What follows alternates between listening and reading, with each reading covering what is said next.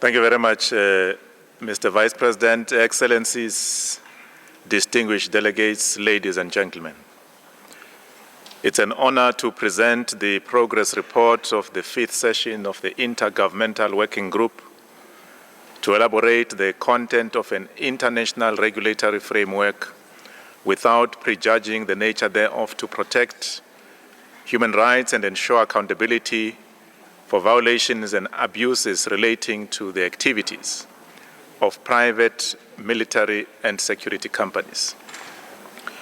Ahead of the 5th session, which took place from 15 to 19 April 2024, as the Chair-Rapporteur, I released the draft of an international regulatory framework on the regulation, monitoring, and oversight over the activities of private, military, and security companies.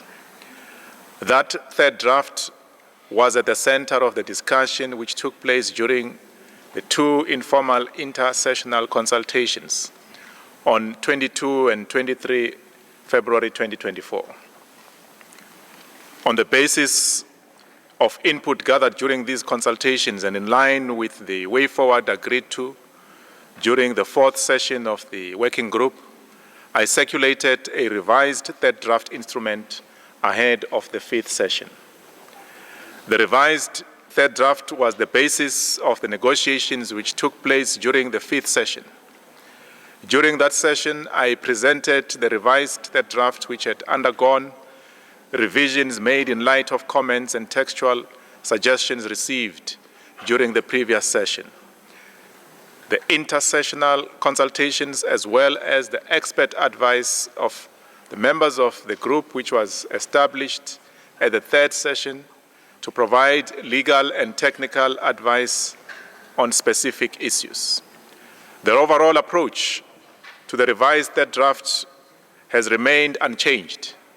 That is to draw on past reports of the working group, existing non-binding regulatory documents, such as the International Code of Conduct for Private Security Service Providers, the Montreal Document on Pertinent International Legal Obligations relating to private, military, and security companies, the United Nations Guiding Principles on Business and Human Rights, and the draft of a possible convention on private, military, and security companies for consideration and action by the Human Rights Council. To abide by the mandate of the resolution, the approach in the draft presented at the 5th session has continued to be carefully thought through in order to abide by the mandate of the resolution. This has continued to translate into a format that could form the basis for both a legally and a non-legally binding outcome, with language options to reflect both approaches.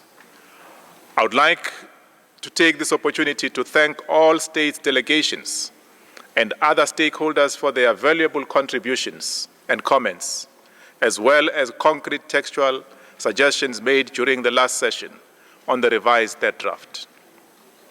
I would also like to take this opportunity to extend my gratitude to the group of legal experts, in particular to Professor Anita Ramasatri, who participated in the 5th session in person, and to Professor Charles Jallo, who connected online for the thematic discussion on the first day of the meeting.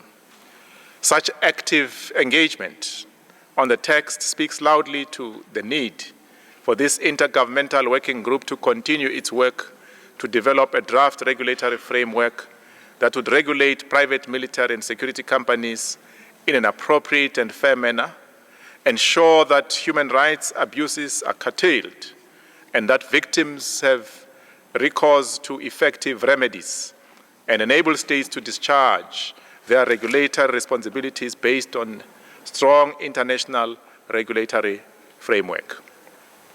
Let me extend a special tribute to Advocate Andres Demet, whose invaluable contributions as a key member of the chair delegation have been instrumental.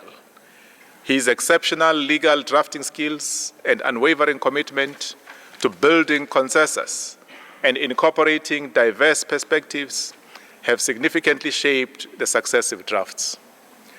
As he has reached a well-deserved retirement following a distinguished career as a senior legal advisor, Andre has successfully completed a fourth draft, which will be considered in the forthcoming session of consultations on 2 and 3 December 2024. Additionally, and since it is the first time that I report before you under the resolution which extended the mandate of this group, I would like to express my gratitude to the distinguished delegation of Côte d'Ivoire, which on behalf of the African group presented the technical resolution at the last HRC54, requesting the extension of the working group's mandate. As in previous years, the resolution was adopted by consensus by all members of this august body, underscoring the urgent need for a comprehensive international regulatory framework that is fit for purpose. Let me conclude, Mr. Vice President, by assuring you of my commitment as Chair-Rapporteur and the commitment of the working group to continue its work towards a much-needed framework to end the abuses caused by private military and security companies and ensure much-needed accountability and remedies to victims. I thank you for your attention and support.